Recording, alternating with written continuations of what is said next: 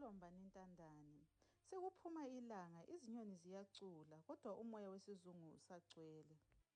Unyosi unkosikazi kaMbiza uhamba yedwa ecabanga ngamazwi awazwile izolo ebusuku. Unyosi ekhuluma yedwa edidekile. Bengisola ukuthi ukwazi unesandla ekufeni kukaVuma. Le ndaba ngizoyitshela umndeni ukuze ingane zize kimi noMbiza.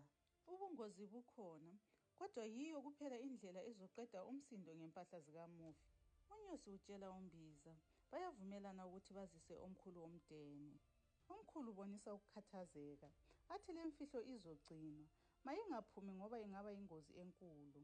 Sekusemini, umndeni uhlezi ndawonye. Omkhulu womndeni, sizwile amazwi kaVuma wokugcina.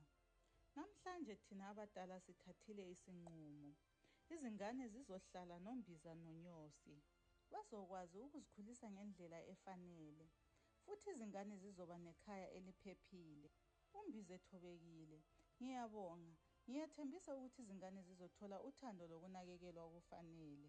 Ukwazi usukuma ukhomba uMbiza ngamanga lawa, njalo lenze iphutha elikhulu kakhulu.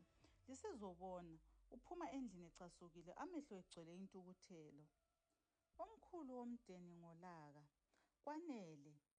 Isinqumo sesithathiwe. Qaphelani, ukwazi akajabulile.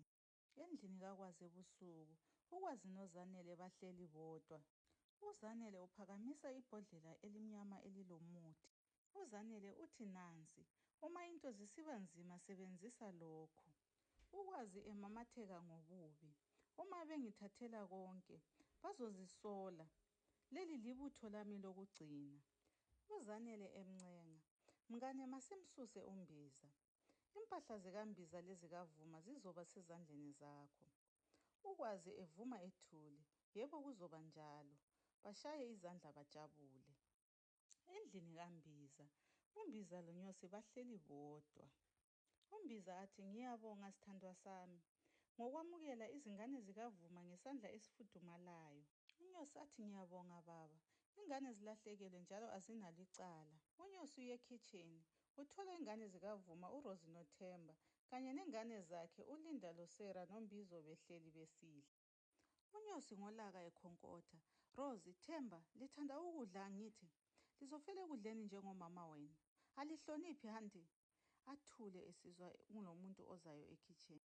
Lalela othandekayo, asihlangane ku-episode 5. Nangu uNyosi ephenduka inyamazana. Yome Lombani ntandane.